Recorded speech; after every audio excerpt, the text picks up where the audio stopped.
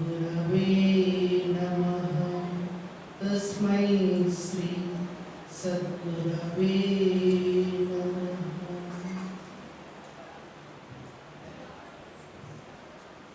గురువు అంటే అజ్ఞానం అనేటువంటి చీకటి నుండి మనల్ని అజ్ఞానం అనేటువంటి చీకటిని రహితపరిచి జ్ఞానం అనేటువంటి వెలుగుని ప్రసాదించేటువంటి, జ్ఞానం అనేటువంటి వెలుగులో మనం మేల్కొల్పేటువంటి వారిని గురువు అని తెలియజేస్తారు. అటువంటి గురుదేవులైనటువంటి సద్గురుదేవులైనటువంటి సద్గురు సార్వభౌములైనటువంటి శ్రీ శ్రీ శ్రీ మెహర్ చైతన్యజీ మహారాజ్ వారి పాద పద్మములకు నమస్కరిస్తూ, ఆ గురుదేవుని యొక్క దివ్య అనుగ్రహంతో ఏర్పడినటువంటి ఈ బొడిసిలేరు సెంటర్ 28వ వార్షికోత్సవ శుభ సందర్భంగా ముందుగా వేదిక మీద ఆసీనులై ఉన్నటువంటి జగద్గురు స్వరూపులైనటువంటి అవతార పురుషుడైన మెహర్ బాబా వారికి, గురుమందిరంలో శక్తి చైతన్య స్వరూపంగా ఉన్నటువంటి జగజ్జనైనటువంటి మాతృశ్రీ మెహర్ గాయత్రీ దేవి సమేత సమర్థ సద్గురు శ్రీ మెహర్ చైతన్యజీ మహారాజ్ వారికి, ఆచార్య పీఠ సభ్యులకు, భగవత్ ప్రేమ అన్వేషకులకు, సత్య ప్రేమ శోధకులకు మరియు మెహర్ బాబా ప్రేమికులకు, అలాగే వడుసిలేరు మెహర్ బాబా ప్రేమికులందరికీ కూడా పేరు పేరున హృదయపూర్వక జై బాబా ప్రణామాలు తెలియజేస్తాను. గురుదేవుడు చెప్పినటువంటి ఒక చిన్న సందేశంతో ఈ ప్రసంగాన్ని మనం ప్రారంభించుకుంటాం. గురుదేవుడు చెప్పారండి, మీ సమస్యలన్నీ పరిష్కారం అవ్వాలి అంటే, మీ సమస్యలన్నీ పరిష్కారం అవ్వాలి అంటే మీరు ఒక అర్హత కలిగి ఉండాలి, ఒకే ఒక్క అర్హత కలిగి ఉండాలి అని చెప్పారండి Sadhguru. To get your problem solve, the only qualification you need is అని చెప్పారు. ఏంటి ఆ అర్హత ఏంటి గురుదేవా అంటే, మీరు మెహర్ బాబా ఎడల అచంచలమైనటువంటి సంపూర్ణమైనటువంటి ప్రేమ కలిగి ఉండాలి అని చెప్పారు. To get your problem solve, the only qualification you need is unstinted love for Meher Baba అని చెప్పారు. ఎటువంటి సమస్య రాని నీకు మెహర్ బాబా ఎడల సంపూర్ణమైన అచంచలమైనటువంటి ప్రేమ ఉందా, ఎటువంటి సమస్య అయినప్పటికీ కూడా పక్కకు వెళ్ళిపోతుంది అని చెప్పారు. మరి అటువంటి ప్రేమ మెహర్ బాబా ఎడల మనకి ఎప్పుడు వస్తుంది, ఎలాగ వస్తుంది అని గురుదేవుడు అడిగితే గురుదేవుడు చెప్పారు, మీరు ఎప్పుడు ఆయన స్మృతిలో ఉన్నట్లయితే, ఆయన స్మరణలో ఉన్నట్లయితే, ఆయన జ్ఞాపకాల్లో మీరు ఉన్నట్లయితే మీరు ఆయన్ని ప్రేమించగలరు అని చెప్పారు. మరి మనము మెహర్ బాబాని ప్రేమించాలి అంటే ఆయన స్మృతిలో ఉండడానికి, ఆయన జ్ఞాపకాల్లో ఉండడానికి మనకి గురుదేవుడు ఇచ్చినటువంటి సాధన ఏమిటి అంటే, మెహర్ బాబా అనేటువంటి పంచాక్షరి నామాన్ని జపించమని చెప్పారు. మెహర్ బాబా అనేటువంటిది పంచాక్షరి నామము అని చెప్పారు. మెహర్ బాబా అంటే 5 అక్షరాల యొక్క నామము అని చెప్పారు.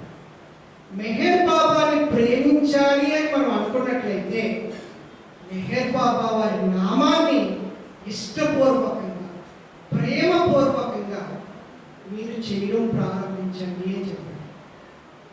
మీ సమస్య నుంచి మీరు బయటపడాలి అనుకుంటున్నారా? ఇదిగో సాధనోపాయం.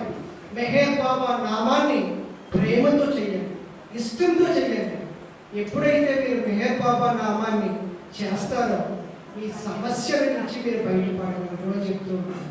ఎందుకంటే మనము మెహర్ బాబాని ప్రేమించాలి అంటే ముందుగా మెహర్ బాబా వారి యొక్క దైవీ పంచాక్షరి నామాన్ని మనం స్మరించడం ప్రారంభించాలి అని చెప్పారు.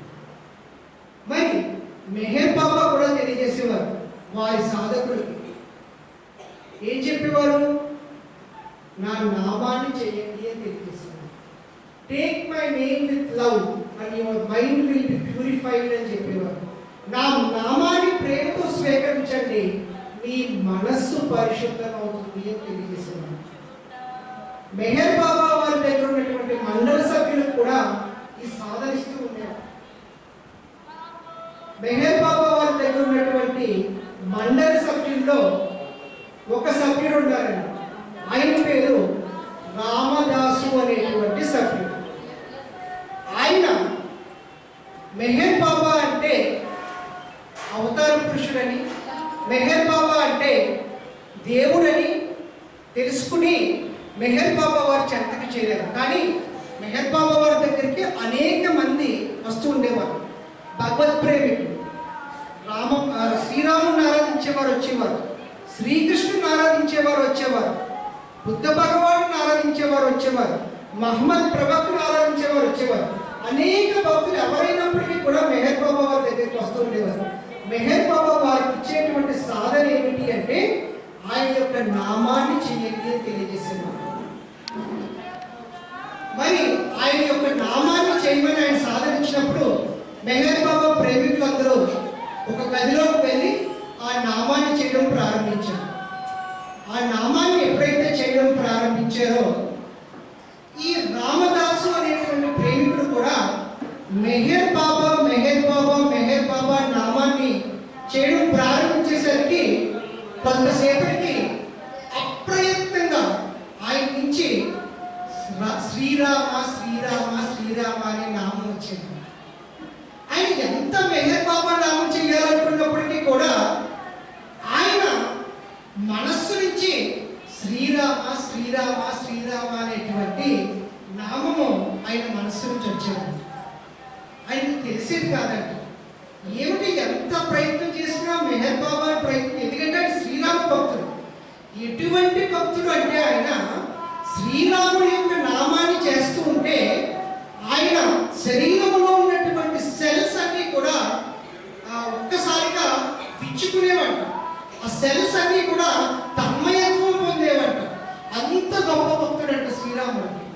ఆయన ఈ నామాన్ని స్మరించినప్పుడు మెహర్ బాబా అంటూ కూర్చున్నప్పటికీ కూడా శ్రీరాముడి యొక్క నామమే ఆయన నోట్లో నుంచి వచ్చింది. ఆయనకి ఎప్పటి నుంచో సందేహం ఉందంట. బాబా చెప్పారు ఆయన నామాన్ని చేయమని, మరి నేను ఎంత చేసినప్పటికీ కూడా ఈ శ్రీరాముడి నామమే నా నోట్లో నుంచి వస్తుంది, నా మనస్సులో నుంచి వస్తుంది, నా హృదయంలో వస్తుంది అని ఆయన సందేహం ఉండిపోయింది.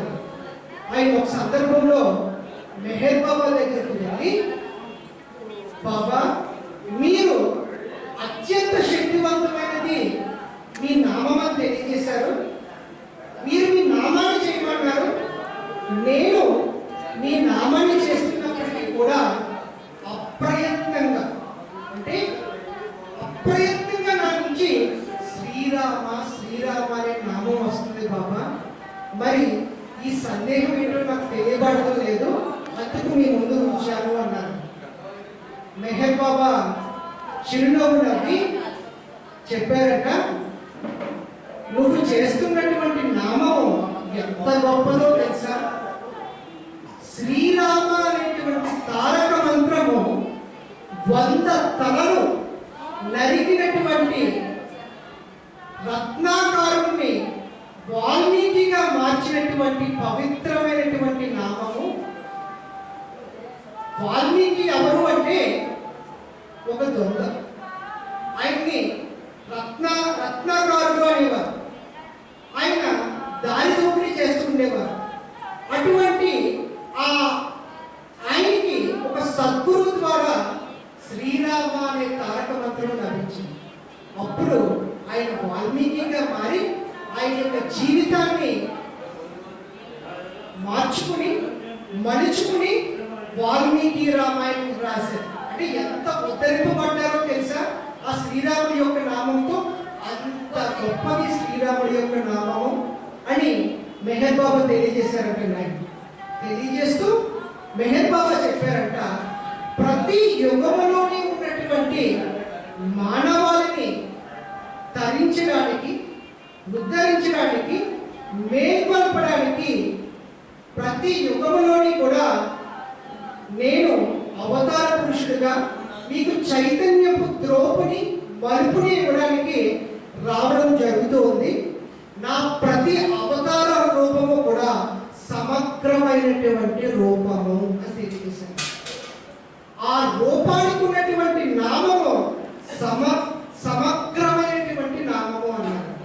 అంటే ఏమిటి అంటే, నేను గత అవతారంలో జొరాస్టర్గా వచ్చాను, శ్రీరాముడుగా వచ్చాను. అంటే జొరాస్టరే శ్రీరాముడుగా వచ్చారా అంటే, జొరాస్టర్ శ్రీరాముడుగా రాలేదు.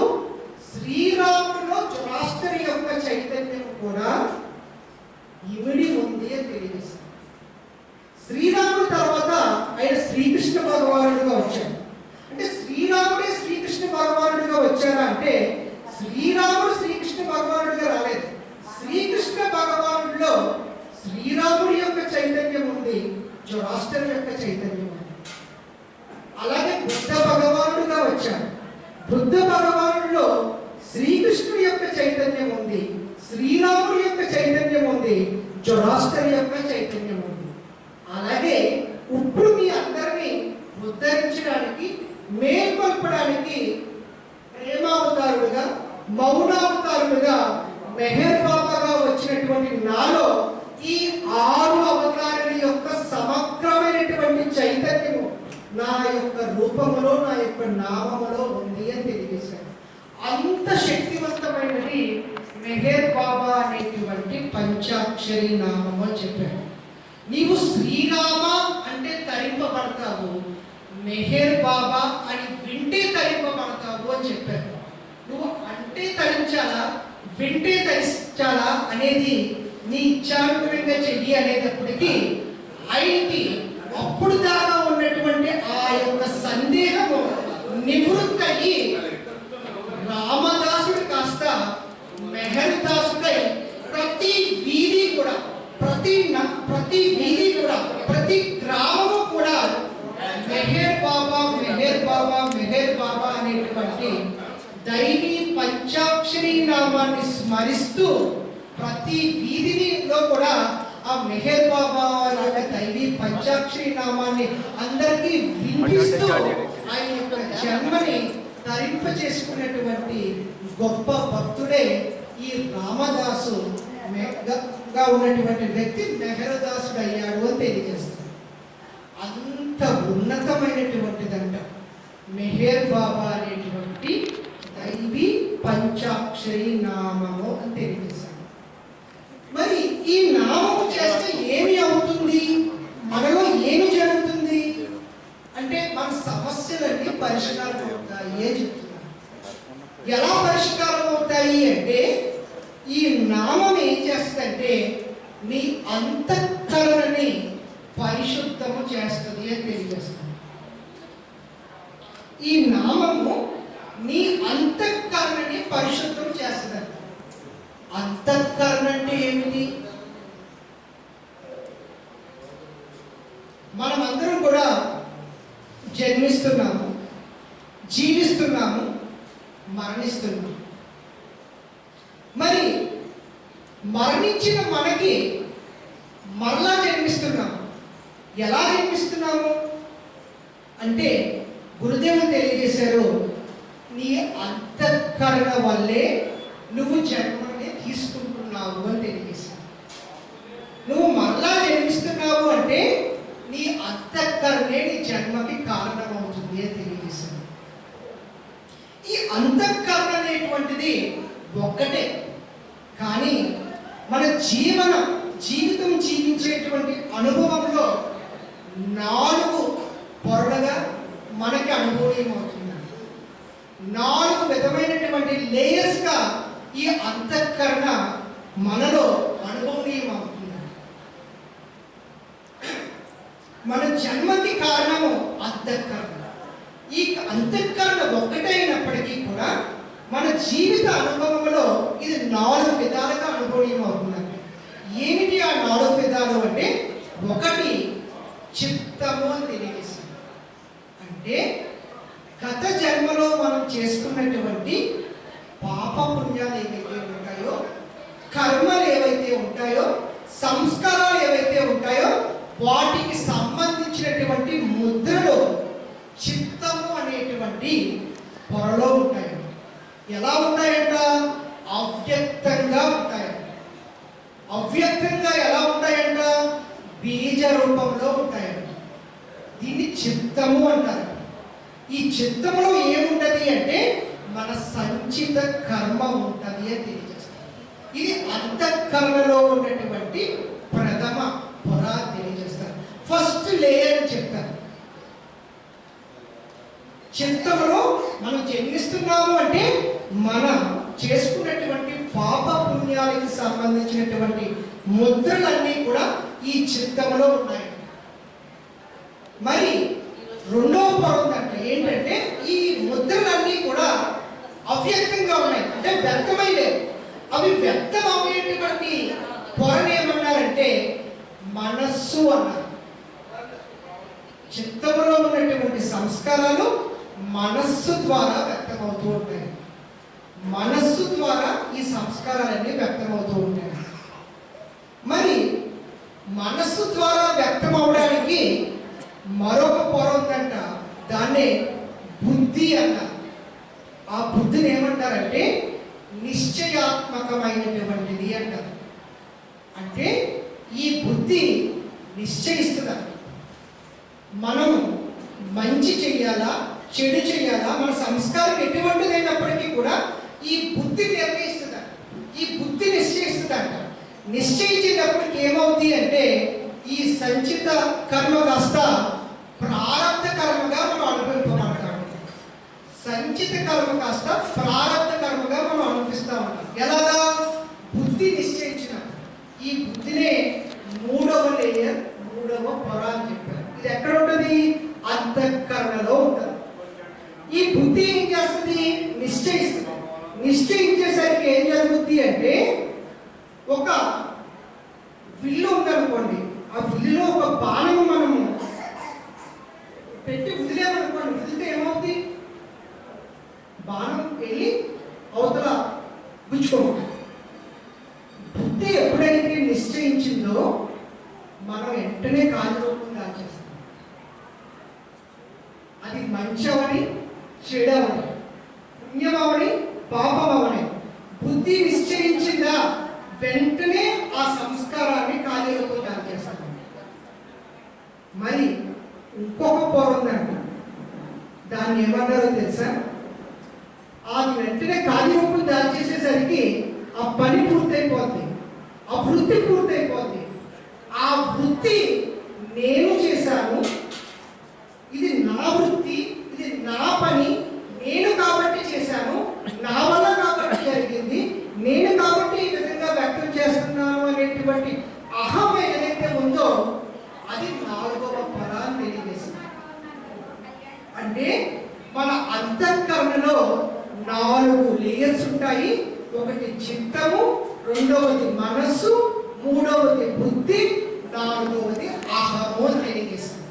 ఈ అహం ఏ అనుభవాన్ని ఇస్తుంది అంటే ఇది నేను చేశాను, ఇది నా పని, ఇది నా వల్ల జరిగింది, నా వల్ల వ్యక్తమైంది అనేటువంటి పరిమితమైనటువంటి సంకుచితమైనటువంటి భావన కలగజేసేటువంటిది ఈ అహము అని తెలియజేస్తుంది. సో ఇది అంతఃకరణ. ఈ అంతఃకరణ వల్లే మనం అందరం కూడా జన్మిస్తున్నాము అని తెలియజేస్తాం. మన పునర్జన్మకి కారణం ఏమిటి అంటే అంతఃకరణ. ఈ అంతఃకరణలోనే మనము గత జన్మలో చేసుకున్నటువంటి సంస్కారాలు ఉన్నాయి, సంస్కార ముద్రలు ఉన్నాయి, సంస్కార బీజాలు ఉన్నాయి. మరి ఈ అంతఃకరణ పరిశుద్ధం అవ్వాలి అంటే గురుదేవుడు మనకి ఇచ్చినటువంటి సాధన ఏమిటి అంటే మెహర్ బాబా అనేటువంటి దైవీ పంచాక్షరి నామాన్ని స్మరించడం. స్మరించడం ద్వారా నువ్వు ఏం తెలుసుకుంటావు అంటే గురుదేవుడు తెలియజేస్తారు, ఏ వ్యక్తి అయితే, ఏ సాధకుడైతే నేను మారాలి నేను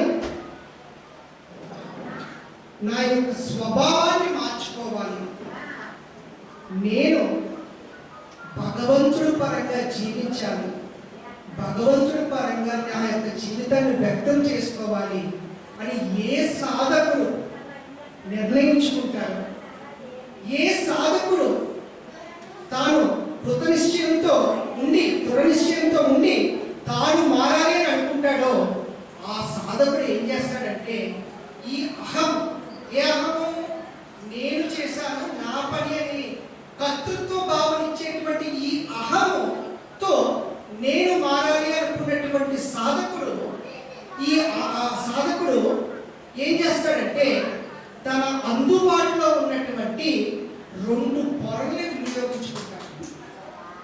సాధకుడికి అందుబాటులో 2 పొరలు ఉన్నాయంట. ఒకటి మనస్సు ఉందంట, రెండవది బుద్ధి ఉందంట. మామూలుగా ఈ యొక్క ప్రాపంచిక జీవితం జీవించాలి అనుకునే వారికి ఏ సమస్య లేదు. ఎవరైతే భగవంతుడిని ప్రేమించాలి అనుకున్నారో, ప్రేమించిన భగవంతుడితో ఒక్కటవ్వాలి అనుకున్నారో, నేను మారాలి అనుకున్నారో, నా స్వభావాన్ని మార్చుకోవాలి అనుకున్నారో, అటువంటి సాధకుడి యొక్క అహముకి అందుబాటులో 2 పొరలు ఉన్నాయంట. ఒకటి మనస్సు అంట, రెండవది బుద్ధి అంట. ఈ సాధకుడు ఏం చేస్తాడంట, ఈ యొక్క సాధకుడు తన అహముతో ఈ మనస్సుపై నిఘా వేసుకుంటాడంట. మనస్సుపై నిఘా వేసుకుంటాడంట. మనస్సు అంటే ఏమిటి? ఆలోచనల యొక్క పుట్టాన్ని తెలియజేస్తారు, ఆలోచనల యొక్క ప్రవాహము తెలియజేస్తారు. అంటే 2 గట్టుల్ని ఆధారంగా చేసుకుని ఒక నది ఎలా ప్రవహిస్తూ ఉంటుందో, ఈ మనస్సుని ఆధారంగా చేసుకుని ఆలోచనలన్నీ ప్రవహిస్తూ ఉంటాయంట, కోరికలన్నీ ప్రవహిస్తూ ఉంటాయంట, భావనలన్నీ ప్రవహిస్తూ ఉంటాయంట, తహతహలన్నీ ప్రవహిస్తూ ఉంటాయంట. దేని ఆధారంగా చేసుకుని? మనస్సుని ఆధారంగా చేసుకుని. ఏ సాధకుడైతే తాను మారాలి అనుకుంటాడో ఆ సాధకుడి యొక్క అహముని ఆధారంగా చేసుకుని ఈ మనస్సుపై నిఘా ఉంచుకుంటాడు. అంటే ఏంటి? తన ఆలోచనలపై నిఘా ఉంచుకున్నాడు. ఎటువంటి ఆలోచనలు వస్తున్నాయో, ఎటువంటి కోరికలు ఉత్పన్నమవుతున్నాయో వాటిని సాక్షిగా ఉండి తెలుసుకోవడానికి ప్రయత్నం చేస్తారండి. ఎవరు? మారాలి అనుకున్నటువంటి సాధకుడు, స్వభావ స్వరూపాన్ని మార్చుకోవాలి అనుకున్నటువంటి సాధకుడు ఏం చేస్తాడు? మనస్సుపై నిఘా ఉంచుకుంటాడంట. నిఘా ఉంచుకునేటప్పటికీ ఆ సాధకుడికి తెలియబడుతుందంట ఏంటంటే ఆలోచనలన్నీ కూడా పుక్కాలుగా వచ్చేస్తూ ఉంటాయి. వచ్చినప్పటికీ కూడా ఆ సాధకుడు ఎప్పుడైతే నిఘా ఉంచుకున్నాడో, సాక్షిగా చూస్తున్నాడో ఒక విషయం తెలియబడుతుంది. సద్గురుదేవుడు తెలియజేశారండి. ఏమిటి ఆ విషయం అంటే, ఒక ఆలోచన వస్తుంది, ఆలోచన పూర్తవుతుంది, పూర్తయిన తర్వాత మరొక ఆలోచన వస్తుంది, మరొక ఆలోచన పూర్తవుతుంది. ఈ ఆలోచనలన్నీ ఎలా వస్తున్నాయి అంటే తరంగాల రూపంలో వస్తున్నాయి అని సాధకుడు గుర్తిస్తారు. ఈ ఆలోచనలన్నీ తరంగాల రూపంలో వస్తున్నాయి అంటారు. దీన్నే థాట్ వేవ్స్ అంటారు. మనము శబ్దాన్ని వింటాం, శబ్దాన్ని మన చెవిలోకి ఎలా వెళ్తుందో తెలుసా అండి? సౌండ్ వేవ్స్ అంటారు, శబ్ద తరంగాలు అంటారు. అలాగే ఆలోచనలు కూడా తరంగాల రూపంలో వస్తుంటాయంట. మనం ఎక్కడి నుంచి? చిత్తం నుంచి మనసు పైకి తరంగాల రూపంలో వస్తుంటాయంట. ఒక ఆలోచన వస్తుందంట, పూర్తవుతుందంట.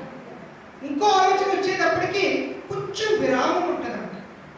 సాధకుడు ఏం చేస్తాడంటే తన యొక్క ఏకాగ్రతని ఆ ఆలోచనకి మధ్యలో ఉన్నటువంటి విరామంపై తన దృష్టిని కేంద్రీకరిస్తాడు. ఆలోచన వస్తుంది, పూర్తవుతుంది, వెంటనే ఒక ఆలోచన రావట్లేదు, మధ్యలో చిన్న విరామం ఉందండి. సాధకుడు ఆలోచనపై నిఘా వేసినటువంటి సాధకుడు ఆ విరామాన్ని గుర్తిస్తాడు. ఆ గుర్తించి ఆ విరామాన్ని పెంచుకోవడానికి ప్రయత్నం చేస్తాడు. ఆ విరామాన్ని పెంచుకోవడానికి ఎప్పుడైతే ప్రయత్నం చేశాడో ఆ విరామమే సాధకుడికి బుద్ధిగా తారసపడుతుంది. ఇప్పుడు దాకా బుద్ధి ఏం చేసింది? నిశ్చయించేసింది. మంచి అయితే మంచి చేయించింది, చెడు అయితే చెడు చేయించింది. కానీ సాధకుడు తాను మారాలి అనుకున్నటువంటి సాధకుడు, తన ఆలోచనపై నిఘా వేసుకున్నటువంటి సాధకుడు, ఈ ఆలోచనకి మధ్యలో విరామం ఉంది, గ్యాప్ ఉంది అని గుర్తించినటువంటి సాధకుడు ఏం చేశాడు అంటే ఆ విరామాన్ని పెంచుకునేటప్పటికీ అది బుద్ధిగా తారసపడింది. ఏమి బుద్ధి అంటే గురుదేవులు చెప్పారు, నిశ్చయించే బుద్ధి కాదంట, నీకు మార్గాన్ని చూపించే బుద్ధిగా అది మారింది. నీకు మార్గదర్శిని అయిందంట ఆ బుద్ధి. దాన్ని గైడింగ్ ప్రిన్సిపల్ అని చెప్పారు. మారాలి అనుకున్నటువంటి సాధకుడి యొక్క చేతిలో అందుబాటులో ఉన్నటువంటి రెండు, మనస్సు, బుద్ధి. మనస్సుపై నిఘా వేసుకునేటప్పటికీ ఆలోచనలు తెలుస్తున్నాయి. ఆలోచనలు తరంగాల రూపంలో వస్తున్నాయని తెలుస్తున్నాయి. తరంగానికి మధ్యలో విరామం ఉంటుంది అని తెలుస్తుంది. ఆ విరామంలో ఏకాగ్రత ఎప్పుడైతే పెంచుకుంటున్నాడో ఆ విరామమే బుద్ధిగా, ఎటువంటి బుద్ధిగా, తనకి మార్గాన్ని చూపించేటువంటి బుద్ధిగా తారసపడుతుంది. దీన్నే గైడింగ్ ప్రిన్సిపల్ అని తెలియజేసింది. ఎప్పుడైతే మార్గాన్ని చూపించేటువంటి బుద్ధిగా తారసపడుతుందో ఆ బుద్ధి ఏం చేస్తుంది అంటే నీ మనస్సుని ప్రజ్ఞగా మార్చేస్తుంది. సంస్కారాలతో ఉన్నటువంటి నీ మనస్సుని ప్రజ్ఞగా మార్చేస్తుందంట, ప్రజ్ఞగా మార్చేస్తుందంట. ఏ బుద్ధి? నీకు మార్గాన్ని చూపించేటువంటి గైడింగ్ ప్రిన్సిపల్ అయినటువంటి ఆ బుద్ధి. ఎప్పుడైతే ఈ సాధకుడు ఆ విరామాన్ని పెంచుకుంటూ ఆ బుద్ధి యొక్క సహాయంతో ఈ మనస్సు ప్రజ్ఞగా మారిందో అప్పుడు తన యొక్క జీవితము, జీవించే విధానము మారుతుంది. మనస్సు ఉన్నంత చేపు లోకానుభవాన్ని అనుభవిస్తుంది, మాయానుభవాన్ని అనుభవిస్తుంది. ఎప్పుడైతే ఈ బుద్ధి ఆ విరామాన్ని పట్టుకుని ఆ మనస్సుని ప్రజ్ఞగా మార్చేసిందో ఆ ప్రజ్ఞని ఏ అనుభవాన్ని ఇస్తుంది అంటే భగవంతుడి యొక్క అనుభవాన్ని ఇస్తుంది, బ్రహ్మానుభవాన్ని ఇస్తుంది అని చెప్పారు. దాన్ని ప్రజ్ఞానం బ్రహ్మ తెలియజేశారు. ప్రజ్ఞయే బ్రహ్మము తెలియజేశారు. మన యొక్క